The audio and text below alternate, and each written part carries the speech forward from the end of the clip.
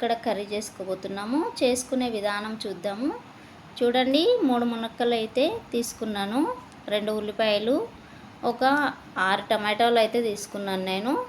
చూడండి, ఇప్పుడు స్టవ్ మీద కడాయి పెట్టేసుకొని ఒక 3 స్పూన్ల ఆయిల్ అయితే వేసేసుకుందాము.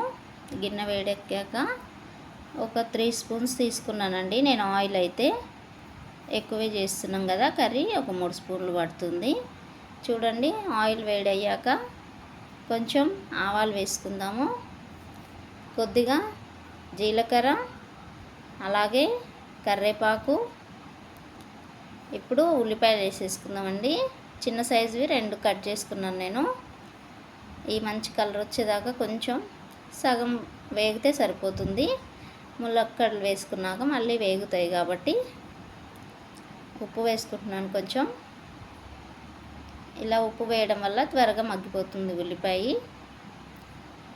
చూడండి, ఒక పక్కన ఎగ్స్ అయితే పెట్టేసుకుందాం ఉడకడానికి.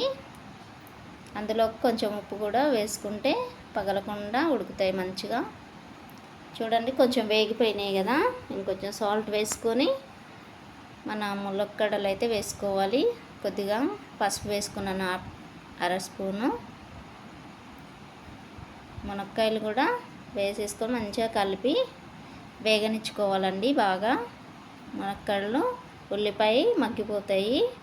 ఇలా మూత పెట్టుకొని ఒక 2 నిమిషాలు మగ్గినాక కలుపుకోవాలి.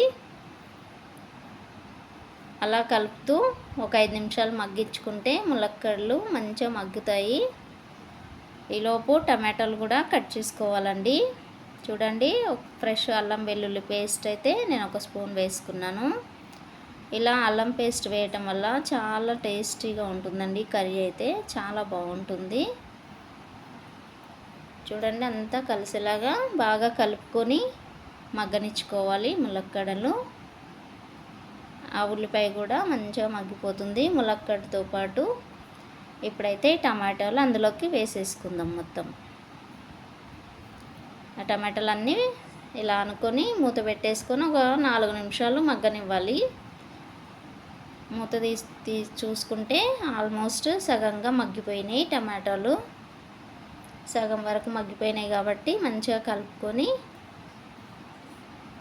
మొత్తం అంతా కలిసేలా కలుపుకోవాలండి.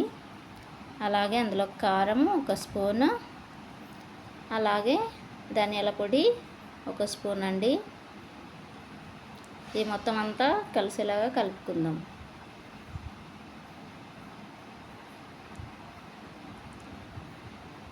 చూడండి, ఇలా కలుపుకొని ఇందులోకైతే కావాల్సినంత వాటర్ వేసేసుకోవాలి. ఇలా మొత్తం అంతా ములిగేలాగా వాటర్ వేసుకొని మంచిగా మూత పెట్టుకొని ఒక 10 నిమిషాలు ఉడకనిచ్చుకోవాలి. పక్కన ఎగ్స్ అయితే ఉడికిపోయినాయి. చూడండి, చల్లటి వాటర్ వేసుకొని చక్కగా మనము తొక్కలు అయితే తీసేసుకోవాలి. పొషకంతా తీసుకొని ఆ ఎగ్స్ అయితే ఫ్రై చేసుకుందామండి. ఇప్పుడు అందులోకి కొంచెం ఆయిల్ వేసుకొని చూడండి, 1/2 టీ స్పూన్ పసుపు, 1/2 teaspoon salt, 1/2 teaspoon కారం అండి. ఈ 3 వేసుకొని గుడ్లను ఫ్రై చేయటం వల్ల మంచి కలర్ వస్తుంది, చాలా బాగుంటాయి ఇలా చేసుకుంటే. అలా ఘాట్స్ పెట్టుకోవాలి, గుడ్లని ఘాట్లు పెట్టుకొని వేసుకోవడం వల్ల ఉప్పు కారం అందులో పట్టి టేస్ట్ వస్తుంది ఎగ్కి. ఇలా చుట్టూరా ఫ్రై అయిపోవటం వల్ల చాలా బాగుంటుంది ఎగ్గు. ఇలా ఫ్రై చేసుకొని మన కర్రీలోకి అయితే తీసుకోవాలి.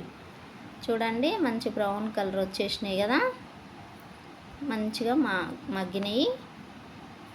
అలా స్టవ్ ఆఫ్ చేసుకోవాలి. సూపర్ అండి. ఇప్పుడు ఇది కూడా కూర మనకు మగ్గిపోయింది ఆల్మోస్ట్. ఈ ఎగ్స్ కూడా అందులోకి వేసుకొని కలుపుకోవాలి. మంచిగా ములక్కడలు కూడా ఉడికిపోయినాయి. మొత్తం అంతా ఉడికి మంచిగా దగ్గర పడింది కదా కర్రీ అయితే. బాగుంటుందండి ఇదైతే టేస్టీగా, గుజ్జు గుజ్జుగా, టమాటో టేస్ట్, ములక్కడ టేస్ట్, ఎగ్ టేస్ట్ సూపర్ ఉంటాయి. ఈ 3 కాంబినేషన్లో చాలా బాగుంటుంది. చూస్తున్నారు కదా, ఎమ్మి ఎమ్మి కర్రీ అయితే రెడీ అయిపోయింది. మీరు కూడా ట్రై చేసి మీకు ఎలా వచ్చిందో కామెంట్ చేయండి. అలాగే ఒక లైక్ చేయండి, మీ ఫ్రెండ్స్కి షేర్ చేయండి. రోజు మా వీడియోలు చూడాలంటే సబ్స్క్రైబ్ చేసుకోండి ఫ్రెండ్స్. Bye bye.